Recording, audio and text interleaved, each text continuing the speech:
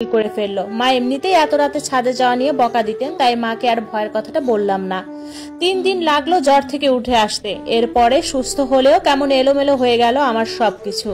আমার সমবয়সী বন্ধু বলতে একজনও নেই। দিনের বেশিরভাগ সময় আমি ঘরে কাটাই। এর কারণে আমি কোনোদিন একাকিত্ব বোধ করিনি। আমি দিনের বেশিরভাগ সময় কাটাতাম মুভি, টিভি সিরিজ দেখে আর থ্রিলার বই পড়ে। এসব করতে ভালো না লাগলে গান শুনতাম, ফেসবুক স্ক্রল করতাম, ইউটিউবে ভিডিও দেখতাম, কিছু না কিছু করতামই সব সময়। দারুণভাবে সময় কাটতো। সেই জ্বরের পর থেকে একদিন একটা বই পড়তে গিয়ে দেখলাম কিছুতেই 2-3 পৃষ্ঠার বেশি পড়তে পারছি না। ভাবলাম বইয়ের কাহিনী বর্ণনায় সমস্যা, হয়তো আমাকে আকৃষ্ট করতে পারছে না। অন্য বই পড়তে গিয়েও একই জিনিস অনুভব করলাম, বই পড়তে ভালো লাগছে না, কিছুতেই 1-2 পৃষ্ঠার বেশি পড়তে পারছি না। মোবাইলে মুভি দেখতে গিয়েও সে একই অনুভূতি, কোনো মুভি সিরিজ নাটকে 5-10 মিনিটের বেশি দেখতে পারি না। বিরক্তিতে মন ভরে ওঠে। ফেসবুক, ইউটিউব সবকিছু বিরক্ত লাগলো। নিজের একটা জগতে বন্দী হয়ে থাকায় বাবা মা, 4-12 বছরের ছোট ভাই, সবার সাথে সরল বন্ধুসুলভ সম্পর্কটা নষ্ট হয়ে গিয়েছিল। কথা বলার জন্য আমার কোনো ভালো বন্ধু নেই। জীবনে এই প্রথম যেন অনুভব করলাম কেউ একজন কল্পনার জগৎ থেকে টেনে হিচড়ে এনে বাস্তবতার জগতে যেন আমাকে আছড়ে ফেলেছে। যা যা করে সময় কাটাতাম সবকিছু থেকে মন উঠে যাওয়ায় জীবনে এই প্রথম এমন একাকিত্ব বোধ করতে লাগলাম।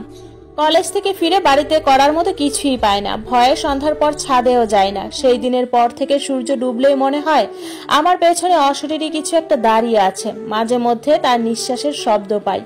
গরম বাতাস আমার ঘাড় স্পর্শ করে। রাত 10টার মতো বাজে। ড্রিম লাইট জ্বালানো ঘরে, বিছানার এক সাইডে বাম কাত হয়ে শুয়ে আছি। আমি একা এক ঘরে ঘুমাই। হঠাৎ স্পষ্ট অনুভব করলাম ঘাড়ের উপর কারো গরম নিঃশ্বাস পড়ছে। ভয়ে আমার আত্মা কেঁপে উঠলো। ক্রমশ নিঃশ্বাসের গতি বাড়ছে ওটার যেন। ঘন ঘন গরম বাতাস অনুভব করছি।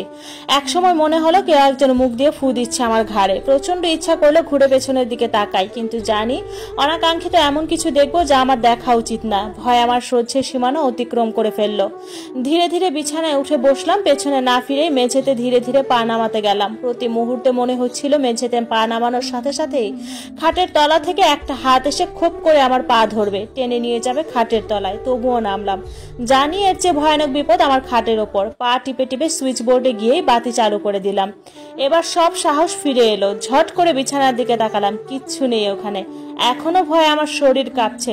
একা এক ঘরে ঘুমানোটা আমার পক্ষে এই ভয়ের কারণে দিন দিন অসম্ভব হয়ে পড়ছে। কিন্তু বাড়ির কাউকেই কথাটা বলতে পারছিলাম না। কিভাবে বলবো?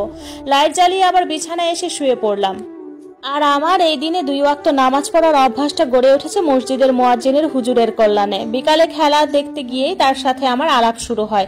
তিনিই মাগরিবের নামাজ পড়তে নিয়ে যেতেন সন্ধ্যার দিকে। কয়েকদিন যেতে যেতে অভ্যাস হয়ে এলো। মুয়াজ্জিন হুজুরের কাছে এবার আমার সমস্যাটা জানালাম। তিনি অবাক হলেন, বললেন মনে হচ্ছে খারাপ কোনো জিনের